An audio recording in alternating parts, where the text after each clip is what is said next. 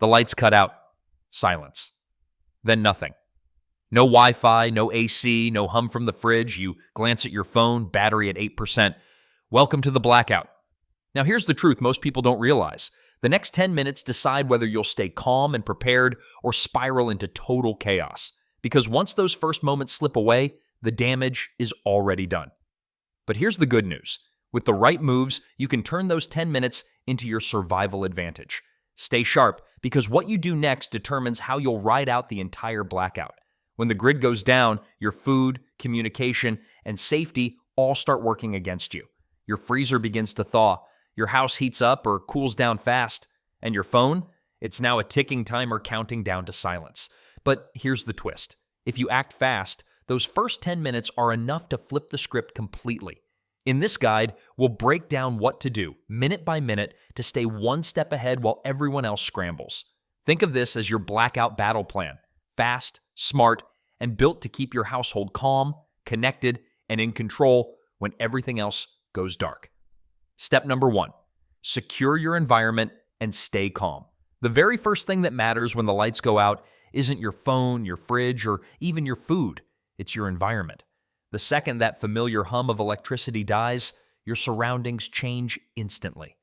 What was once safe and visible is now full of hidden hazards, stairs you can trip on, sharp corners you can bump into, and doors that may no longer be as secure as you think. When the blackout hits, your top priority is securing your home. Before you even grab that flashlight, take a deep breath and switch into safety mode. Most people's instinct is to panic. They scramble for candles, open their phones, or start shouting questions, but here's the truth. Panic burns time. And time in a blackout is everything. Start with the basics. Lock down your home. Darkness is an opportunist's best friend. During major blackouts, especially in urban areas, crime rates often spike. It's not about paranoia, it's about awareness. When the entire street is cloaked in black and everyone's distracted by their own panic, you want to make sure you're not an easy target. Move methodically, check your front door, side entrances, and any windows that might have been left open for air earlier in the day. Slide locks into place, secure back gates, and pull curtains closed. You're not just keeping people out, you're keeping your privacy in. Once your home's perimeter is locked down, focus inward. Account for everyone in the household. Power outages are disorienting, especially for kids, the elderly, or pets. If you've got little ones, they might be scared. After all, even adults get uneasy when the world suddenly goes dark. Call out calmly, make sure everyone's in one central area, and reassure them that everything's under control. The calmer your tone, the faster everyone else will relax. Fear spreads fast in a blackout, but so does confidence. Now let's talk about hazards. Without light, even simple things become dangerous. You don't want to stub your toe on a table or send a glass shattering on the floor when visibility's low. If you know where your emergency flashlight or lantern is, this is the time to grab it, but move slowly and deliberately. Keep one hand along the wall as a guide, and if you have to cross the room, shuffle your feet to avoid tripping on anything. If you live in an apartment, make sure you know where the emergency stair lights or glow markers are, and avoid elevators completely. They're the last place you want to get stuck when the power dies. And here's a pro move. Unplug sensitive electronics right away. Power surges can occur when electricity flickers back on, frying your devices or even starting small fires. Unplug your computer, TV, and any large appliances that aren't essential to survival. If you've got a surge protector, great, but it's still best to physically disconnect high-value items. That one step can save you hundreds of dollars when the power returns. If you're in a neighborhood blackout, take a moment to peek outside safely, not to wander, but to observe. Check if streetlights are down across the block or just your house. If your neighbor's lights are on, it might be a breaker issue rather than a full outage. But if the entire street is dark, that's confirmation you're in it for real. Close the door, lock it, and mentally shift from inconvenience mode to readiness mode. This is also where your mental state matters most. The human brain doesn't like uncertainty, and blackouts feed on it. You'll feel the instinctive urge to move quickly, to do everything at once. Don't slow down. The best survivalists aren't fast, they're deliberate. Take a few slow breaths, center yourself, and remember, electricity might have failed, but you haven't. Keeping your head clear will help you make smarter choices and conserve energy, both physical and emotional. Now here's something few people realize. Panic drains energy faster than anything else. In the dark, your mind starts filling in blanks. Every creak sounds like a threat. Every shadow looks suspicious. That's your brain on adrenaline. To counter it, engage your logical side. Focus on small concrete tasks like locking a window, lighting a candle safely, or checking your phone's battery level. Each completed action gives your brain a sense of progress and control. And if you're not alone, talk out loud. Give small instructions, even if they're simple, such as grab the flashlight from the drawer, or let's all stay in the living room. Verbal structure replaces chaos with order. It helps others feel anchored and keeps you mentally steady. Remember, blackouts are psychological as much as they are physical. A blackout doesn't care if you're rich or poor, city or rural, it levels everyone instantly. But those who act deliberately in the first few minutes create their own safety bubble while everyone else panics. So before you start worrying about food, power banks, or generators, take these first 10 minutes seriously. Step number 2, assess your power situation. Now that your home is secure and everyone's calm, it's time to figure out exactly what kind of blackout you're dealing with. Because not all power outages are created equal, some are quick, local fixes that resolve in minutes, while others can stretch into days or even weeks. The sooner you know what you're up against, the smarter your next moves will be. Start with the simplest question. Is it just you, or is it everyone? This is your first big clue. If your entire neighborhood has gone dark, no streetlights, no glowing windows, no humming AC units, you're likely dealing with a grid-level outage. But if it's only your house, that's a different story entirely, and one that might be solved in 5 minutes instead of 5 hours. So here's how to check, quickly and safely. Grab your flashlight or lantern, no candles just yet, and head to your breaker box. Flip your main switch off and on once to make sure it didn't trip. Sometimes, a single overloaded circuit can mimic a full blackout. If the breakers are fine and still nothing's working, that's confirmation. It's not an internal issue. Next, take a cautious look outside your home. You don't need to wander the street, just peek through a window or open your front door slightly. Look for the telltale signs. Are your neighbor's porch lights off? Are the street lights out? Is there that eerie silence? No hum from air conditioners, no glow from TVs, no flicker of light anywhere? That's your confirmation that it's not just you. If you see some lights on while others are off, that can mean a partial outage or a problem with a nearby transformer. You might even notice just one section of the street is out, and in that case, it's smart to conserve your resources because repair crews often prioritize major blocks or main lines first. Now here's an often overlooked step. Check your phone. Not to scroll, but to gather intel. If you've got a bit of battery left, go to your local utility company's outage map or alert system. Most now provide real-time updates. If you still have cell service, you can usually confirm whether it's a scheduled maintenance issue, a weather-related fault, or a large-scale grid failure. And while you're at it, switch your phone to low power mode immediately. You don't know how long you'll be without electricity, and your phone will be your lifeline for light, updates, and communication. Every percentage of battery will matter. If your home uses a generator or solar backup system, now's the time to assess whether it's needed, but don't rush to turn it on. If the outage is small or temporary, there's no point burning fuel or battery life unnecessarily. Wait for confirmation that it's not a short-term flicker. If, after a few minutes, the lights don't come back and you've confirmed it's a wider outage, then you can prepare to bring your backup power online strategically. Why is this step so crucial? Because knowledge equals control. Too many people waste precious time panicking or guessing during blackouts, but the moment you understand whether you're dealing with a house issue, a neighborhood outage, or a grid failure, everything else becomes easier. Your choices whether to deploy your generator, start rationing perishable food, or move family members to a warmer or cooler room depend entirely on the scope of the problem. There's also a psychological benefit here. Knowing what's happening replaces anxiety with action. You go from what's going on to, all right, here's what we do next. That mindset shift is huge. One more tip. If you have a small emergency radio, now's the time to tune in. Many local stations switch to emergency broadcast mode during grid failures. You'll hear updates about weather, power restoration, or other hazards. Radios don't rely on cell towers, so if the network goes down, that's your most reliable source of information. So remember, when the power cuts out, step 2 isn't about fixing it. It's about understanding it. You're gathering data, staying calm, and setting the foundation for every move that follows.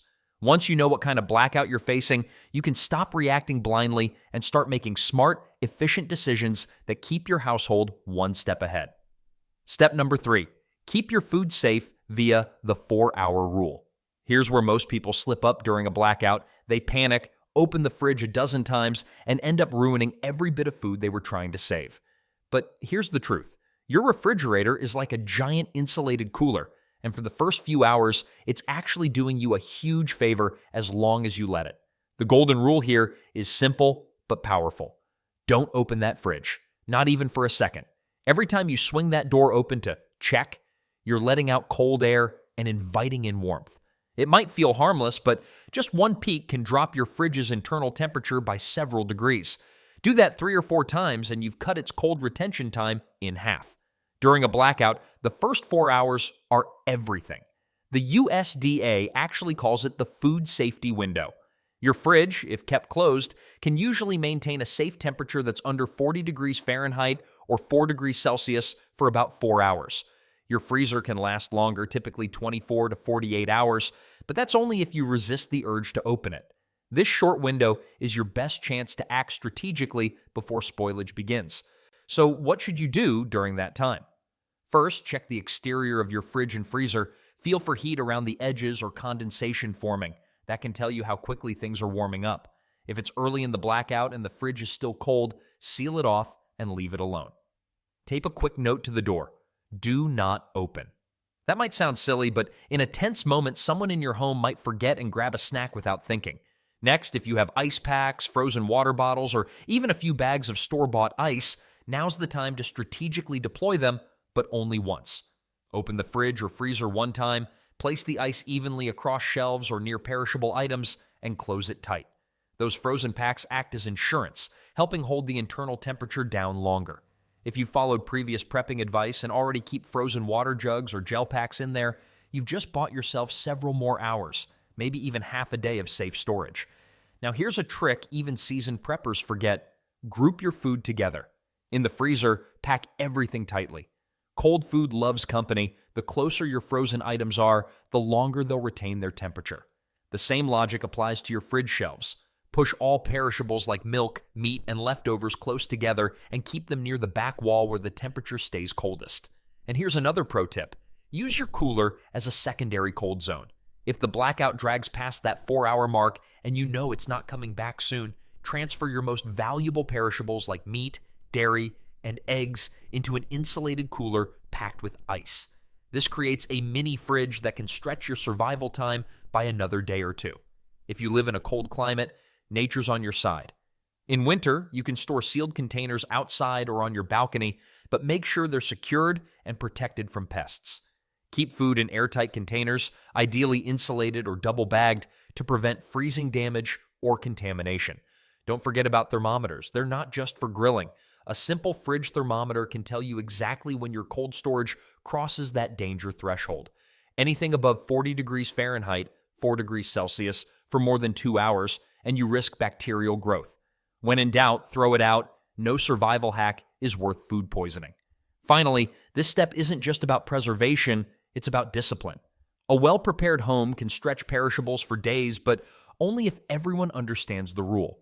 Open the fridge once, plan carefully, and keep that cold trapped as long as possible.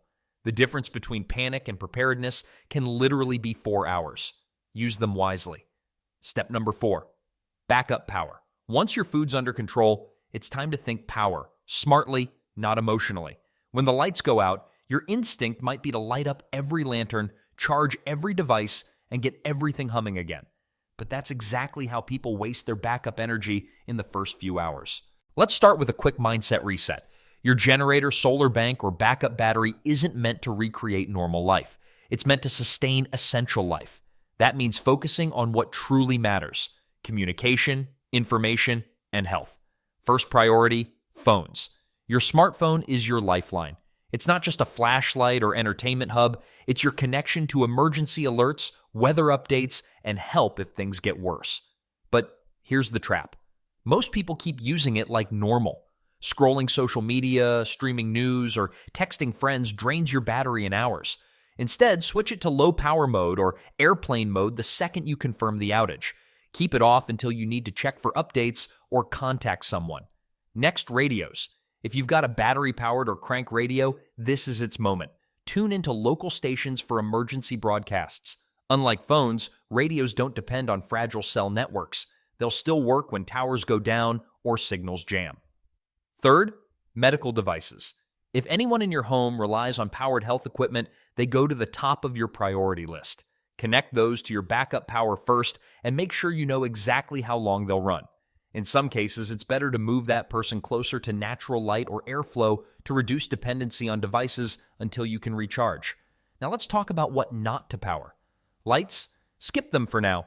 Your eyes will adjust faster than you think. Use headlamps, lanterns, or candles sparingly. Save your batteries for critical tech. Don't bother plugging in TVs, gaming consoles, or unnecessary appliances. Every watt you waste early on is power you won't have later. If you're using a generator, run it outside only, never indoors, even partially. Carbon monoxide poisoning kills more people during blackouts than you'd expect.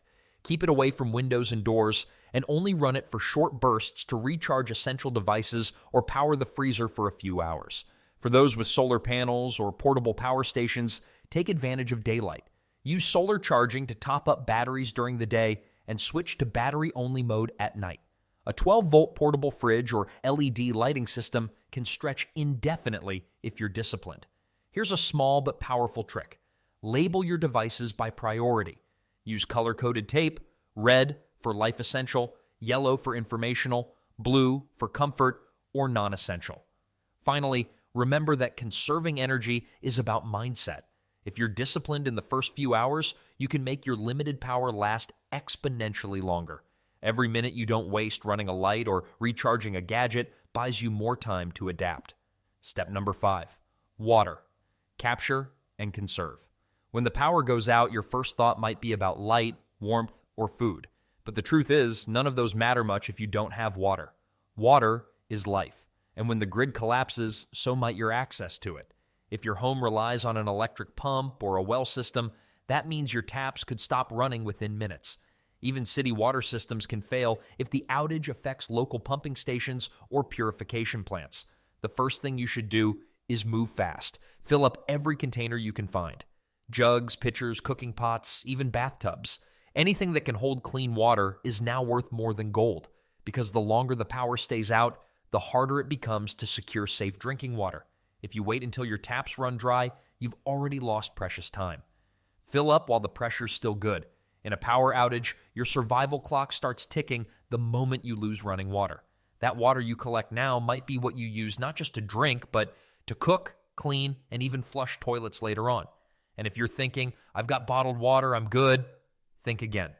Bottled water disappears faster than you'd believe when you start using it for everything. That's why capturing it early is essential. Now, let's say your taps have already stopped running. That's where your emergency plan comes in. You should know how to collect rainwater, melt snow if it's winter, or filter water from natural sources nearby. This is when your portable water filter or purification tablets stop being camping gear and start being life support. If you have one, don't wait until you're desperate. Start collecting and filtering early, because once dehydration hits, your decision-making drops and mistakes multiply fast. And don't forget, conserving water is just as important as collecting it.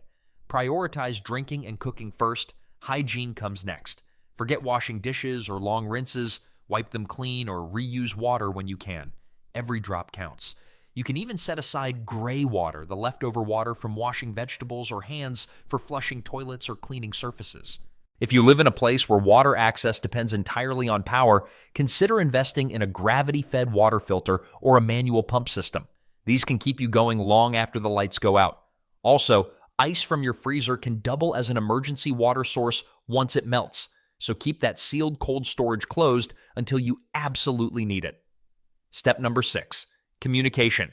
Stay informed.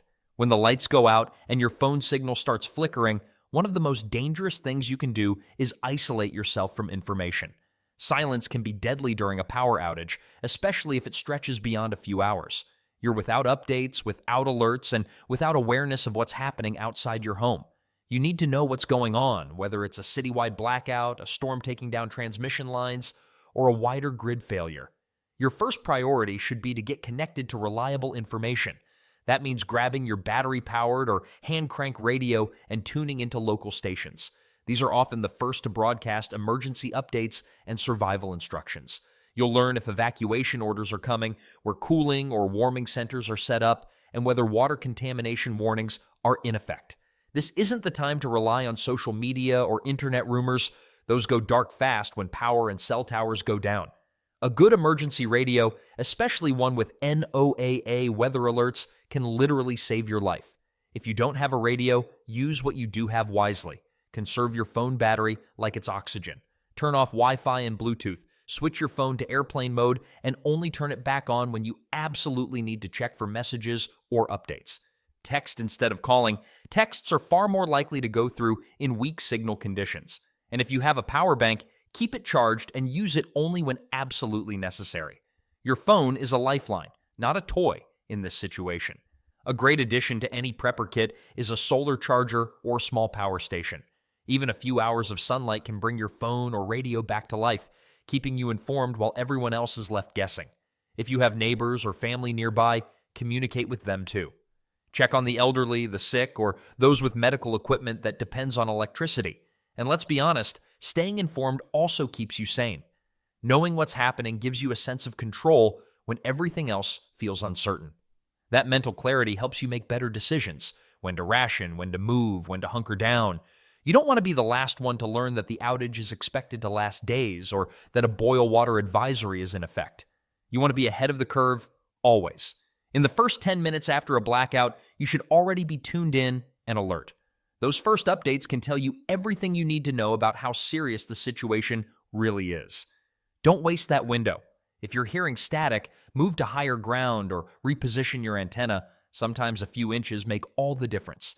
You've already seen how just a few smart steps like securing light, protecting food, conserving water, and staying informed can completely change the outcome.